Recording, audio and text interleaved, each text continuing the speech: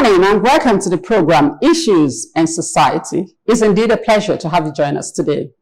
Issues and Society is a program that discusses trending issues as it affects our day-to-day living. I am Zainab Obitin. As the conversation continues on the road to 2023 February presidential general election, with me on the program today is a visionary woman, a woman with a lot of passion for our country, Nigeria. She's here to share with us why Nigerians should come out en masse come 2023 February election to vote her principal officer as the next president of Nigeria. This is someone whom she trusts, someone who she believes could bring a change to our country, Nigeria. She is the Deputy Director, Public Affairs, and also the Deputy Director, Spokesperson for the APC Presidential Campaign Council. Let's meet Barrister Hannatu Musawa. Join us again after the break.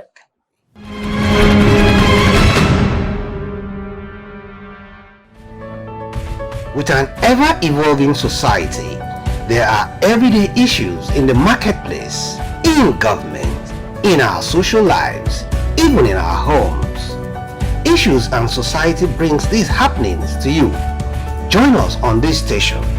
For sponsorship and advert placement, please call 081-100-00712, or better still, follow us on our social media handles.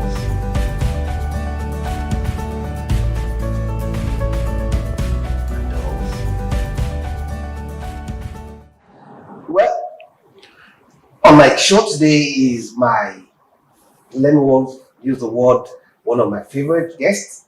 Of course, she's no other person than Barrister Hannatu Musawa. Jim, it's a pleasure having you on the program. Thank you for having me. The APC campaign has flagged off proper. Take us through what's been happening. Oh my goodness, the APC campaign has flagged off. We flagged off on the 15th of November. And so far, we've been able to go to a number of states all over the country. And in addition to the rallies, because we do rallies where we're able to sort of interact with the general population that are able to attend those rallies. And in addition to that, we also hold a number of town hall meetings in different states to meet with stakeholders in different communities, the farming community, the mining community, different sort of communities. So Asiwaju Bola Ahmed Tinubu has been absolutely relentless in his bid to try to not only spread his message of what he wants to present to Nigeria, but he wants to be able to sort of feel the pulse of Nigeria.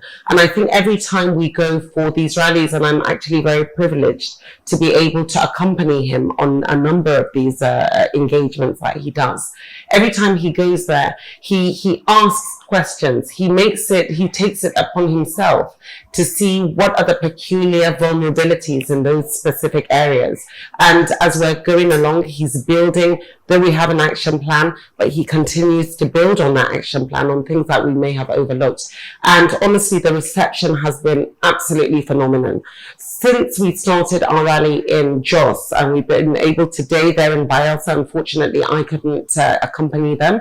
We had been to Kano, even though not for a rally, but we were there for a town hall engagement. We've been to Niger. Of course, we were in Lagos. Lagos was absolutely overwhelming. The people of Lagos showed up and they showed out and they showed the rest of Nigeria who Asiwaju Bola Ahmed Tinubu is, and who he is their son. So the campaign has been going very well. And the sense that I get is that as we move closer to the election, it seems a little bit more clear to people who the front runners are. And really, I would say the front runner is well and truly Asiwaju Bola Ahmed Tinubu. And as we're moving closer to the elections, you see that more people are gravitating towards him because they see a clear vision and a clear path, not only to victory, but a clear path to the sort of vision that he has for Nigeria, which is one of great progress and progression and development. Now, your campaign you've touched part of the north. You've also been to part of the south. Yeah. What are the pulse of the people? And if you look at the pendulum, where do you think it is swing to? I think what you find is in every single part of the country that you go, you find that their needs vary, even within the north, and you find that people's needs, people's desires vary. So this is what we've been able to find, and that's why I said that wherever we go, what he tries to do is to sort of feel the pulse and to try to ask people what are the vulnerabilities here and what are the desires of the people here. So we've been able to build more on that. How the pendulum is going to swing, I think it's honestly very clear that the pendulum is swinging towards the victory of Asiwaju Bola Ahmed Tinubu. That's not to say that we're looking down on any other party or dismissing the threat posed by any other party. Of course, there's a threat, especially from the PDP, which also has structures. PDP has had structure since 1999, before any of these other parties really existed. So, the threat of PDP is quite palpable. But at the same time, and of course we speak about the Labour Party as well, the threat of Labour Party is also a real thing, because there's a growing momentum towards the candidacy of Peter Obi, and there's a great energy, especially with young people, that you see more vociferous on social media about the excitement of the inclusion of a candidate such as Peter Obi. And of course, even in Engineer Kwankwaso, that's a threat as well, because Kano is a very important constituency, and the Kwankwasia movement is very, very strong there. So we do recognize that, there are threats, but I do not think that the threats are strong enough to completely stop the pathway that we can see for victory for Asiwaju Bola Ahmed Tinubu. If you look at the country and you split it down, the strongholds, the general traditional strongholds of the APC, or the former CPC, the former ACN, are still the strongholds of the APC now. And we expect that we're going to do well in those specific strongholds. And then you look at, for example, like I said, the PDP, which is, I think, our biggest threats. But you look at the strongholds of the PDP, there's been a lot of splinter. So that is only going to work to the betterment of the APC, because if we're able to keep our stronghold and able to hold our stronghold down, and are able to also progress in some of the other areas that we may not traditionally have been strong in the past elections, I think that would be to our advantage. And honestly, I think it is becoming clearer and clearer that there's going to be victory for APC. And I think you even see that with the PDP. You get a sense that the energy within that particular campaign is sort of waning down, possibly because they can see that there's a lot of, they are confronted with so many difficulties and so many challenges. And, that can only help to damper their spirit.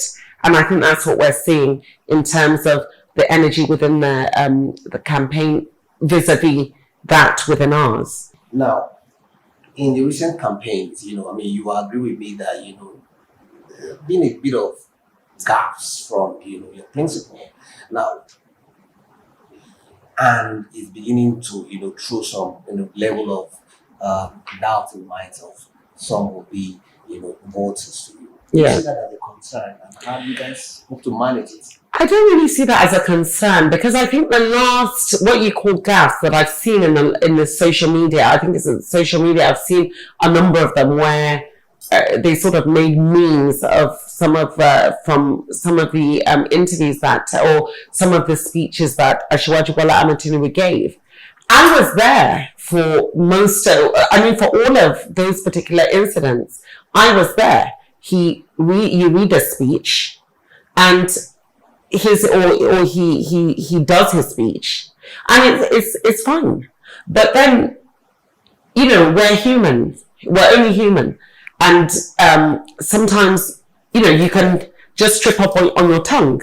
And it's just happened as a human being, like for a millisecond. And what has happened is that people have just taken those little incidents completely out of context. When I was there watching in real time, I didn't pick up anything. There was nothing wrong with the speeches. And I think if we were to go back on every time Asiwaju Bola Ahmed Tinubu spoke and listen to his speech from beginning to end, you will find that there's nothing wrong with it. It's completely flawless. But as human beings, I mean, you talk about the other gaffe. I think one of the other ones that they made a meme out of was the PD APC, and I was there as well. I remember when that happened. It was in Jos that particular incident happened. But you remember just before that, there was a in one of their rallies, PDP, my very, very, very good friend and brother, Dino Mele, who happens to be the spokesperson, also said, "Oh, support APC."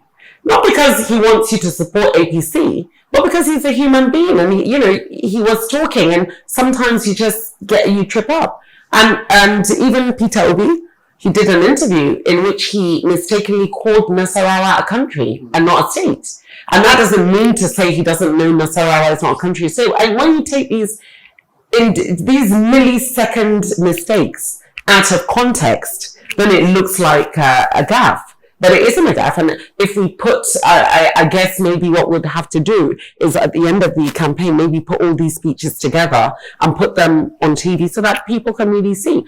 There's absolutely, let me tell you, Asiwaju Bola Ahmed Tinubu is one of the most prolific speakers that I've ever come across. He speaks from his heart, because he speaks from his heart, from his mind. He says he's very organic in the way he delivers his speeches. There's no gaffe as far as I'm concerned. As far as I'm concerned, his speeches hit the mark, and they're very articulate, and not more so. If we're going to take that out of context, then I think we should share all across the board. Everybody does have that millisecond because we're human beings, and Asiwaju is a human being, and there's no gaffe whatsoever, and it's of no concern for us at all. We're looking at victory, and we're looking at how to win an election, not how to deliver a speech. And that's what we're focused on. And I think these are just distractions. Yeah.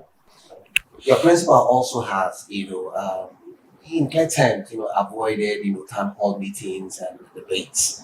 You are one of the spokesperson. What is wrong? He has not actually. He has not.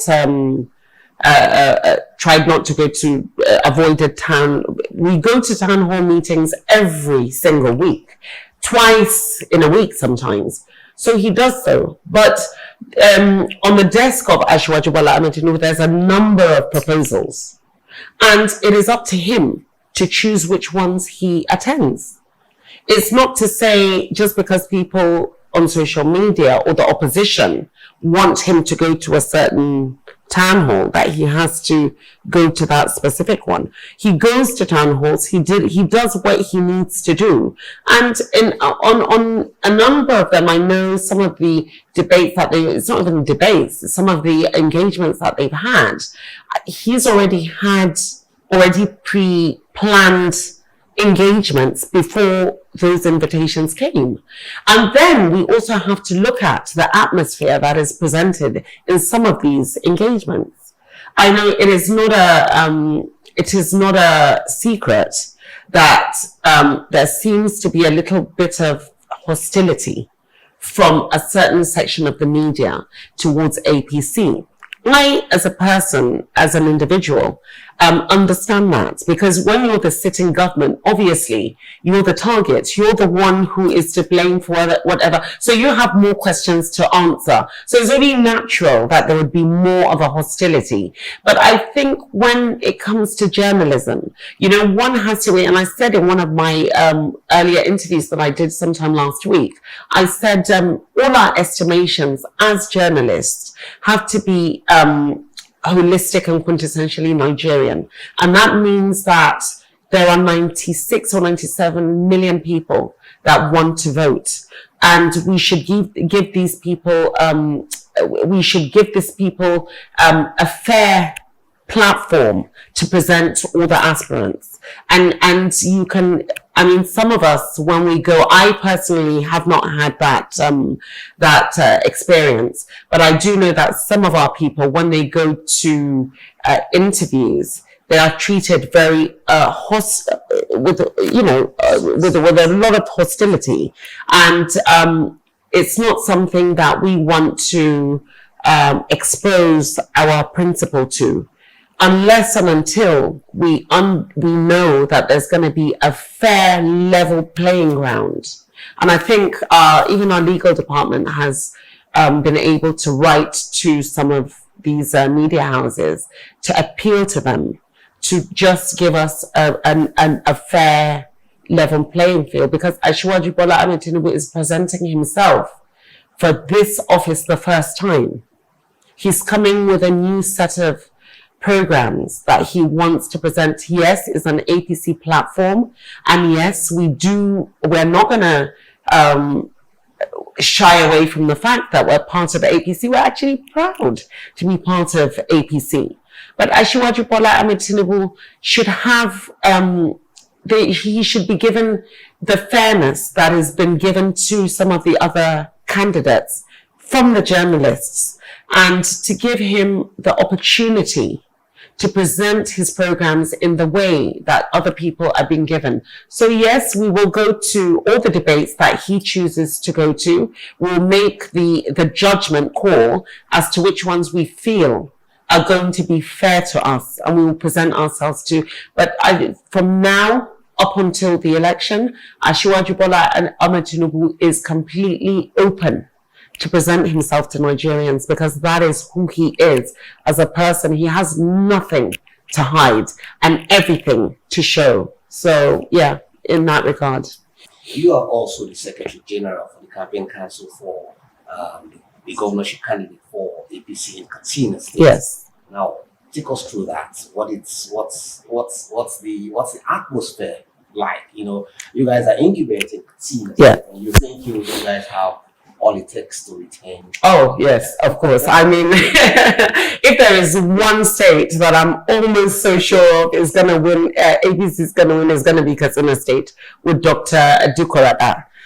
Dr. Dukorata happens to be one of the most articulate, one of the most cerebral, competent, he has the capacity to take Katsina to a completely different plane. I mean, I'm so honored that he saw it fit to appoint me, a woman, the first woman ever, I think, in that particular role. I think in the Northwest, to take the position of the Secretary General of the Campaign Council. So you see, again, it spills not only from the national level, in a very conservative area such as Katsina, where a woman has, I think we've only had one woman that has been elected as a chairman of a local government. And for Dr. Dukorata to pick a woman to be part of the leadership of his campaign council, and, you know, he picked me to be the Secretary General of that campaign. And what that has done, it has completely encouraged women all over the state. Women now feel part of this process, and just by me being there, I think they feel a sense of not only inclusion. It's part of they're part of what's the word I'm looking for? They feel it's part of their journey. My journey is their journey, and they see me. They see themselves through me. And even in our deliberations, all the time, Dr. Dukorata speaks about bringing more women on and more women on, because he believes that if you empower a woman, you empower a whole community. And that's what he hopefully plans to do in Katsina when he becomes the governor. And, you know, in Katsina again, despite whatever you will read on social media, Katsina people love President Muhammadu Buhari. He's from Katsina State. He's part of them. And the way they feel is they need to return APC, because is Buhari's state. And it is important for them, even beyond Dr. Dukarada and beyond Asiwaju Bola Ahmed Tinubu, who they absolutely adore. They feel a sense of Katsina should show support for Muhammadu Buhari after being in office for 7.5 years or for 8 years. So I'm very confident that in Katsina, Dr. Dukarada is going to coast to victory in a landslide victory. And with him, we're going to make sure that we deliver Asiwaju Bola Ahmed Tinubu and give him as many votes as necessary. We have, I think, over 3 million registered voters in Katsina. And we're trying to see if we can mobilize as many of those voters to come out and vote for Dr. Dukarada and show support, show hospitality. We are the home of hospitality, and we want to show hospitality to Asiwaju Bola Ahmed Tinubu. He's been a father to us. He's been a friend to us. He has many friends from Katsina State. He's the first person who he chose as a running mate, Alhaji Ibrahim Masari, is from Katsina State. Our sitting governor, Aminu Bello Masari, was one of his real supporters even before the primary election. And then you have Alhaji Abu Ibrahim, who happens to be one of his best friends. These are all people from Katsina. And then we do not forget that without Asiwaju Bola Ahmed Tinubu, Muhammadu Buhari would be General Muhammadu Buhari, not President Muhammadu Buhari. And for that alone, we're going to make sure that we give Asiwaju Bola Ahmed Tinubu as many votes as possible in Katsina State. And I'm going to be part of that process, and I'm going to be part of ensuring that happens. Now, take away APC from Hannatu and look at you as a Nigerian. Do you think your principal in the person of Asiwaju Bola Ahmed Tinubu has the strength to go the whole mile? He really does. He honestly does. I think he has more strength than me in my 40s.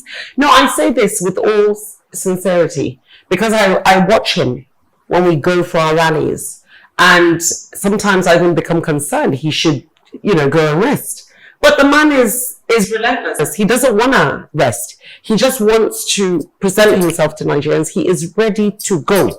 And, he's just is one of these people that, he's just a rare kind of person. He's just one of these rare people that the Almighty has blessed with the energy that he has. And I think part of that energy comes from the passion that he has. He has so much passion for this country. He has so much passion for the people, the 200 plus different tribes in this country. He has so much love for the 260 million people in this country. He wants to, and his heart bleeds for where we are in Nigeria. Despite all the advancements that we've had, I think Asiwaju believes that we can still do better. And he wants to be in the position to do that. I mean, Asiwaju is, I think there's no one in this generation that has built the kind of human capacity that Asiwaju has done. And I think all of Nigeria also know that one of his rare gifts is having the ability to sort of pick the right people and pick brilliant people without sentiment or anything. He's just picking people that he feels can deliver. And I think the presidency of Asiwaju Bola Ahmed Tinubu, this is what you will see. You will see people, he's going to pick people that have the kind of capacity that is needed to sort of help support him and to amplify him to where he needs to do what he needs to do. He has the energy to do it. And in him picking Kashim Shettima, it already shows you, because Kashim Shettima, that one has more energy than Zeus himself. So, I think the duo, the two of them, and maybe with the team that they will pick that will be able to help them, I think they have the energy. He does have the energy, and he has the passion that helps him to be able to dispel that energy in the way that is required. Would you say that, going by all that you've been seeing, with all the campaigns that have they been issue-based campaigns, or one of those campaigns filled with tantrums? I think it's both, really. First of all, I would want it to remain on issues, because I think we have a very strong action plan where we have enough issues to discuss. PDP has also a manifesto, which I've gone through. They have a good manifesto, even though I think ours is a lot better. The Labour Party has still not come out with their own manifesto, but even though I think we have an idea where Peter Obi wants to sort of take his policies. However, yes, it has been issue-based in that, there's enough issues for us to discuss. But then I think it's inevitable that in elections you have these areas, even like the question you asked earlier on about the gaffes, that's really not issue-based, but it's a topic of conversation. So of course I'm not one of these spokespeople that like to go, want to go below the belt and start mudslinging. I really don't think that's necessary. I think there's enough problems that Nigeria has, and I think enough issues for us to discuss how to solve those problems, which is what Asiwaju Bola Ahmed Tinubu wants to do. So yes, it is issue-based since we have manifestos and action plans. But of course you do have those times where they start mudslinging, and it's not necessary. And for us, those areas, I think we feel is more of a distraction.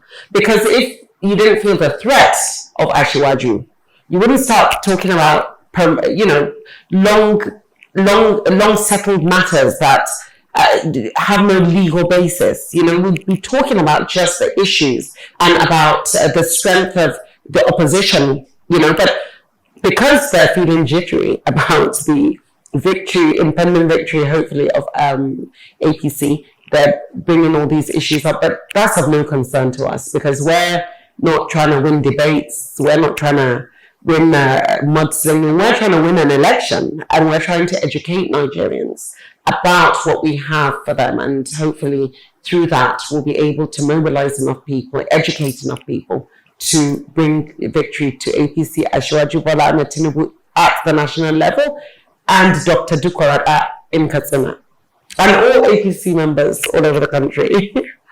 Well, I'd say a very big thank you to you. Thank you. Thank you so much. Thank you so much. My name is Prosper. The program remains Issues and Society.